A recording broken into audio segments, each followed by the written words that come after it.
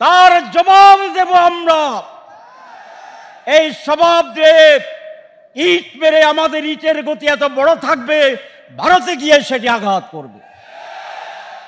ভারত যখন আমাদের বর্ডার দিয়ে 70 কিলোমিটার বর্ডার কুমিল্লা আমিরে জামাত যখন ট্যাঙ্ক চালিয়ে আমাদের ভূমি দখলের চেষ্টা করবে, আমরা সুন্দরী কাঠ আর গজারি কাঠ আর আমাদের ইমান, আমাদের দেহ, আমাদের সব কিছু মিলে এই বর্ডারে এমন প্রাচীর তৈরি করা হবে যার ভেদ করা ভারতের ট্যাঙ্কের পক্ষে সম্ভব হবে না।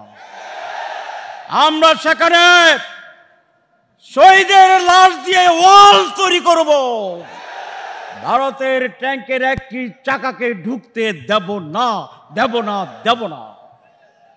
আপনারা কি ভারতে যদি হামলা করে এই লাঠি নিয়ে আর ইমান নিয়ে বর্ডারে গিয়ে হাজির হওয়ার সাহস রাখেন? তাহলে আরেকবার দাঁড়াতে হবে। দাঁড়ান। ভারত দেখো, বাংলাদেশ দেখো, কামান গুলি বোমা দিয়ে আমাদেরকে দমন করা যাবে না, দখল করা যাবে না, আধিপত্য কায়েম করা যাবে না। আজকে এই ঐতিহাসিক কর্মী সম্মেলনে প্রধান অতিথি হিসেবে আছেন আমাদের মাননীয় নেতা, জাতীয় নেতা, সকলের প্রিয় নেতা ডক্টর শফিকুর রহমান। সম্ভবত উনি আসছেন, অনেক কাছাকাছি আসলে আমরা সকলে ওনাকে সম্বর্ধনা জানাবো। আসছে?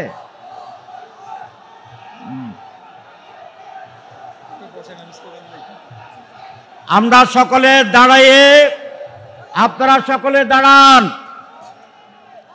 আমিরে জামাতকে কুমিল্লাবাসী অত্যন্ত প্রাণ ভরে হৃদয় দিয়ে সম্বর্ধনা জানাচ্ছে। আজকের যে উচ্ছ্বাস, এইটি আমিরে জামাতের অত্যন্ত প্রাপ্য একটি সম্মান। আমিরে জামাত আজকে একটি দলের নেতা নন, আমিরে জামাত একটি গোষ্ঠীর প্রতিনিধি নন। আজ আমিরে জামাত ডক্টর শফিকুর রহমান বাংলাদেশের 18 কোটি মানুষের হৃদয়ের স্পন্দন, 18 কোটি মানুষের মুক্তির এই সংগ্রামের অন্যতম প্রধান নেতা। এই আন্দোলন এবং জনগণের অধিকার প্রতিষ্ঠার এক মহান সেনাপতি। আমিরে জামাত এক্ষুনি আমাদের স্টেজে আসছেন। দাঁড়া দাঁড়া, আমাকে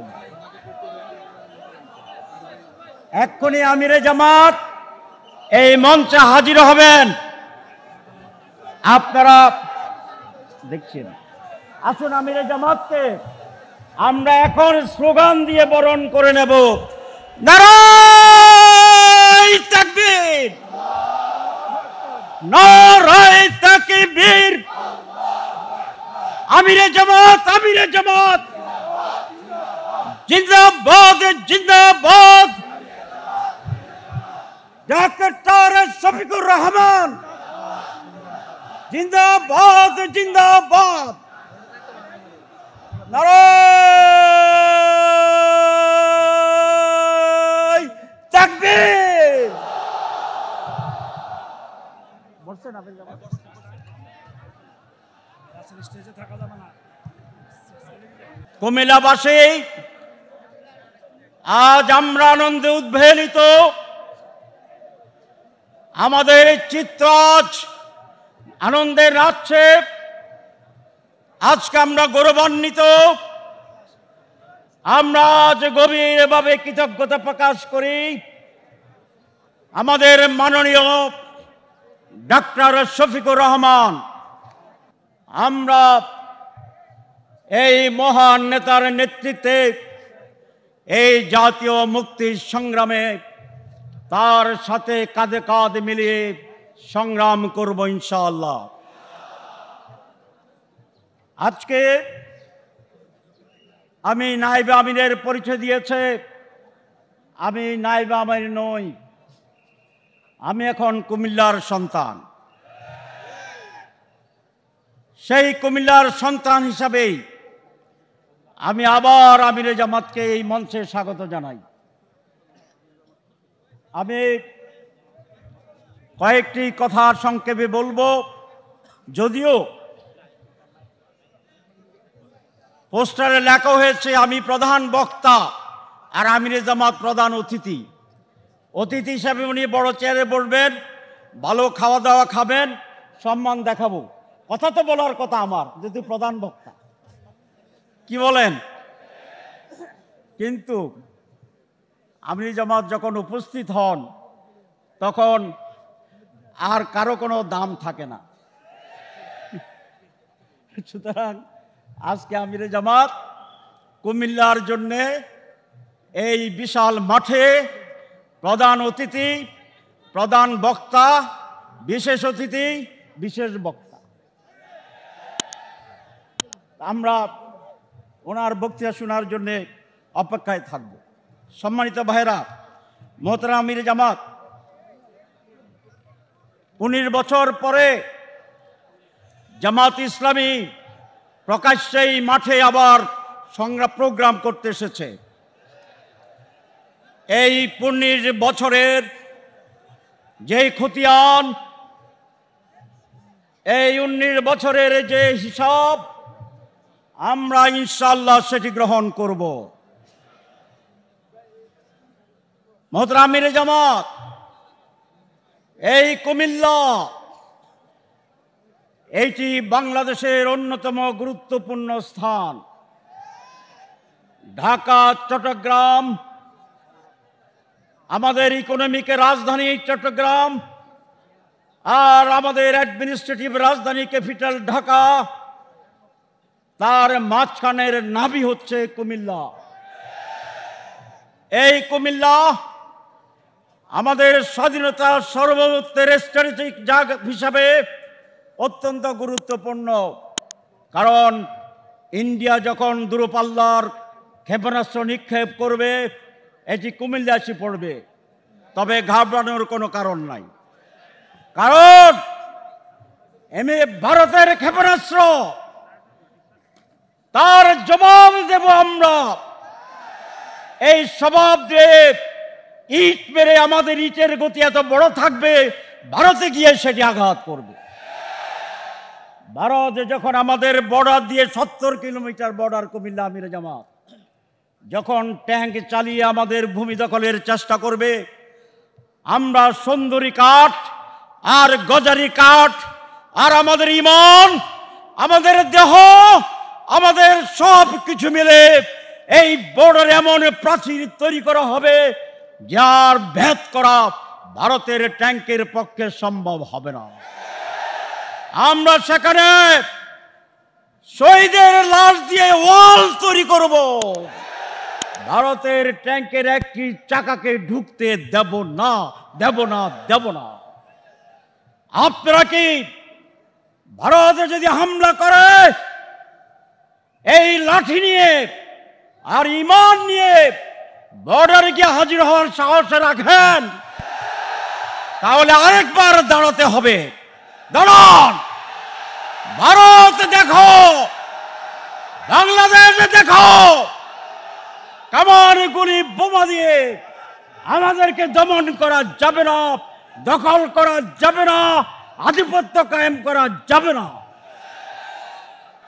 সম্মানিত ভাইরা, মমতা আপাকে বলি, মমতা আপাকে চিনেন আপনারা? ওই যে আমাদের গ্রাম পশ্চিম ডাক্তার পিছনের বাড়িতে থাকে। কোথায় থাকে মমতা আপা? যে পশ্চিমবঙ্গে, তাই না? উনি নাকি বলেছেন, আমি দেশের বাইরে ছিলাম, যে জাতিসংঘের সেনাবাহিনী আনতে হবে। জবাব নাকি দেওয়া হয়েছে ঠিক মতোই, আলহামদুলিল্লাহ। জাতিসংঘের শান্তিরক্ষী বাহিনী তো ভারতের প্রয়োজন, আমাদের প্রয়োজন নাই। আমরা তো ঠিক আছি, কি বলেন? বিভেদ আছে আমাদের? মমতা আপা, আপনি যে সেখানে নির্বাচিত হন, 25% মুসলমানদের ভোটে আপনি নির্বাচিত হন, এটা খেয়াল রাখবেন, মাথা গরম করবেন না। মাথা গরম করে কথাবার্তা বললে ক্ষমতায় টিকতে পারবেন না। সম্মানিত ভাইরা, আজ বাংলাদেশে প্রায় 60 বছর হয়ে যায় আমরা স্বাধীন হয়েছি। আমাদের দুর্ভাগ্য কি সৌভাগ্য জানি না, আমার বলেছিলাম আমরা স্বাধীনতা অর্জন করি কিন্তু স্বাধীনতা পরিপূর্ণ করতে পারি না। 200 বছর ব্রিটিশ বেনিয়ার বিরুদ্ধে সংগ্রামে লড়াই করে 47 সালে আমরা একবার স্বাধীন হয়েছিলাম। আবার 23 বছরের ব্যবধানে 71 সালে লড়াই করে আমরা আরেকবার স্বাধীন হয়েছিলাম, কিন্তু সেই স্বাধীনতা আমাদের মুক্তি দেয়নি, ঠিক আছে? আবার 5ই আগস্ট আমরা নতুন করে দ্বিতীয় স্বাধীনতার কথা বলছি, ফ্রিডম 2, ইন্ডিপেন্ডেন্স 2, স্বাধীনতা 2। কিন্তু আজও কি আমরা স্বাধীন হতে পেরেছি? স্বাধীন হওয়ার জন্য একটি সুযোগ আসছে মাত্র, এই সুযোগকে কাজে লাগাতে হবে। এই বাংলাদেশে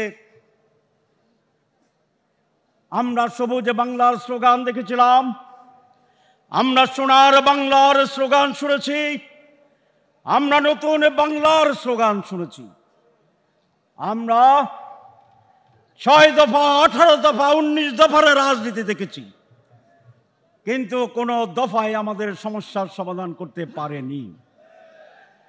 কিছুদিন আগে সিঙ্গাপুরের এক উচ্চ পর্যায়ের প্রতিনিধি আমাদের অফিসে এসেছিল। আমি জিজ্ঞাসা করেছিলাম, সিঙ্গাপুর এত বড় ছোট একটি দেশ, 1 সিটি 1 স্টেট, আপনারা এরকম উন্নতি অর্জন করেছেন কি করে, ডেভেলপমেন্ট কিভাবে হয়েছে? সিঙ্গাপুরের প্রতিনিধি প্রধান জবাব দিয়েছিল যে আমাদের সৌভাগ্য, আমরা স্বাধীনতার সময়ে একজন অত্যন্ত বিজ্ঞ এবং সৎ শাসক পেয়েছিলাম।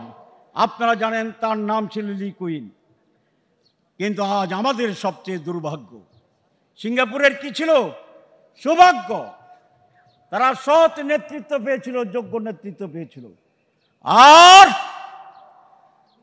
বাংলাদেশের মানুষের দুর্ভাগ্য, আমরা পেয়েছিলাম অদক্ষ এবং দুর্নীতি পরায়ণের নেতৃত্ব। সেই কারণে আজ বাংলাদেশ সেই অবস্থায় রয়ে গিয়েছে। যেটা আমি বলেছিলাম, কোনো স্লোগান আমাদের মুক্তি দিতে পারেনি। সেই জন্য 5 তারিখের যে সুযোগ, সেইটি আজ বাংলার মানুষকে কাজে লাগাতে হবে। সেই সুযোগ হচ্ছে এইবার আমরা যোগ্য এবং সৎ মানুষের নেতৃত্বকে আমরা বাছাই করব ইনশাআল্লাহ। আর যদি এইবার জনগণে ব্যর্থ হয়, এই দায়িত্ব রাজনৈতিক দলের, এই দায়িত্ব সুশীল সমাজের, এই দায়িত্ব এই দেশের সাধারণ জনগণের। জনগণকে এই মহান দায়িত্ব পালনের আমি আহ্বান জানাই। কুমিল্লার এই মাঠ থেকে একটা স্লোগানে আমরা ঐক্যবদ্ধ হতে পারি, একটি পয়েন্টে আমরা ঐক্যবদ্ধ হতে পারি, দল নয়, ব্যক্তি। এবং এই ব্যক্তি যারা নির্বাচনে আসবে, যিনি সৎ, দুর্নীতিমুক্ত, আল্লাহ ভীরু, এরকম নেতা যেই দলের ক্যান্ডিডেট হোক, আমরা তাকেই ভোট দেব। আওয়ামী লীগ বুঝি না, বিএনপি বুঝি না, জামাত ইসলামী বুঝি না। যিনি দেশপ্রেমিক, যিনি সততার মানদণ্ড উত্তীর্ণ, তিনিকে আমরা ভোট দেব, তিনি আমাদের প্রতিনিধি হবে।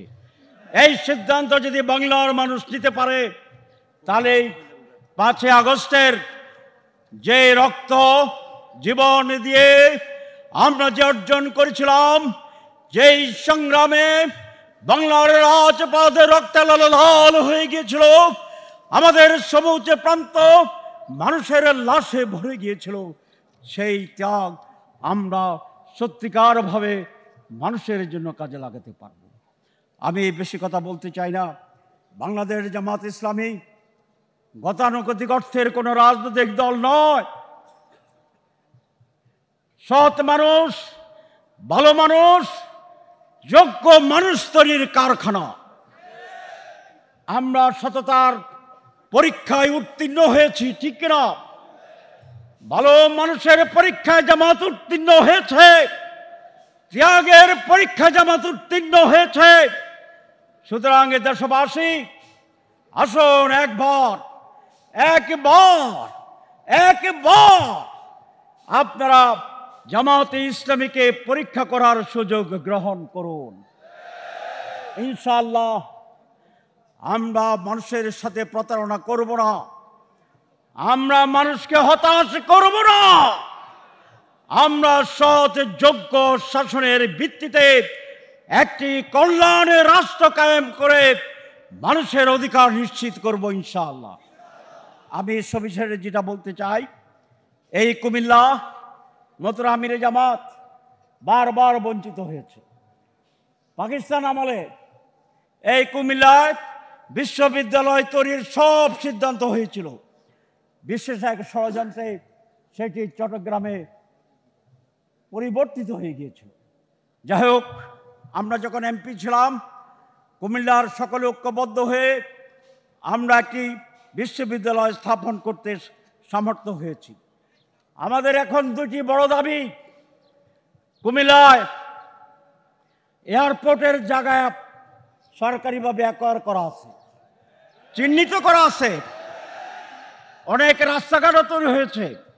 এটা দ্বিতীয় বিশ্বযুদ্ধের সময় এটাকে মিলিটারি বেস করা হয়েছিল, কিন্তু আজ পর্যন্ত সেটা চালু হয় নাই। আমরা এই সরকারের কাছে কুমিল্লায় এয়ারপোর্ট চালু করার দাবি করছি। যাতে আমরা জানি যে আপনি এখন বাংলাদেশের প্রধানমন্ত্রী হন নাই, আমরা এটা জানি। আপনার দল এখনই ক্ষমতা আসেনি, তবে কুমিল্লার মানুষ যখন চিফ অ্যাডভাইজারের সাথে আপনার ছবি দেখে, তখন এটা মনে করে যে আপনার একটা বিশাল প্রভাব আছে। আপনি আমাদের এই দাবির পক্ষে কথা বললে হয়তোবা আমরা পেয়ে যেতে পারি। এটা আপনার কাছে আমরা দাবি রাখি। আমাদের একটা বড় দাবি, সেটা হচ্ছে কুমিল্লা বিবেক স্থাপন করা। আপনারা এটার পক্ষে আছেন? যারা নাই তারা হাত তোলেন। আমিরে জামাত একজনও নাই। এই বিভাগের কাজ অনেকটা এগিয়ে গেছে। শেখ হাসিনা, তার বিরুদ্ধে কথা বলতে চাই না, বেচারি এমনি মহাবিপদে আছে। আপনার দুর্দশাগ্রস্ত মানুষের পাশে দাঁড়ানো আমাদের দায়িত্ব, কি বলেন? এই জন্য আমরা ওনার খেদমত করতে চাই। এই জন্য বলছি ওনাকে আমাদের কাছে ফেরত দেন। ভারতের কোথায় আছে এটা ভারত কিন্তু প্রকাশ করে না, তাহলে আমরা খেদমত কেমনে করব? শেখ হাসিনা ষড়যন্ত্র করে এটাকে ভিন্ন নামে করার জন্য চেষ্টা করেছিল, আমরা বাধা দিয়েছি। এখন আর শেখ হাসিনা নাই, এখন আছে ডাক্তার শফিকুর রহমান। এখন কুমিল্লা বিশ্ববিদ্যালয়টি প্রায় আমিরে জামাত সব ঠিকঠাক আছে। আপনি কুমিল্লা বিভাগ আমাদের দীর্ঘদিনের দাবি, প্রত্যেকটি মানুষের দাবি। যদি ইনশাল্লাহ এটা হয়ে যায়, মানুষ স্মরণ করবে। কি করবেন না? মনে রাখবেন, আপনারা মনে রাখবেন। এটা আমিরে জামাতের আমি দৃষ্টি আকর্ষণ করছি। আমরা আপনাকে সহযোগিতা করব, আমরা চেষ্টা করতেছি ইনশাল্লাহ। আমিরে জামাত আর বেশি কথা বলতে চাই না। তাহলে আপনাকে আমরা আবার অভিনন্দন জানাচ্ছি। আপনি খুব ভোরে কুমিল্লা ঢাকা থেকে রওনা দিয়েছেন, কষ্ট করে আসছেন, আমরা জন্য কৃতজ্ঞতা প্রকাশ করছি। আল্লাহ রাব্বুল আলামিন আপনাকে সুস্বাস্থ্য এবং নেখায়াত দান করুক, এই মুনাজাত করছি। ওয়াখির দাওয়ানা আনিল হামদুলিল্লাহি রাব্বিল আলামিন।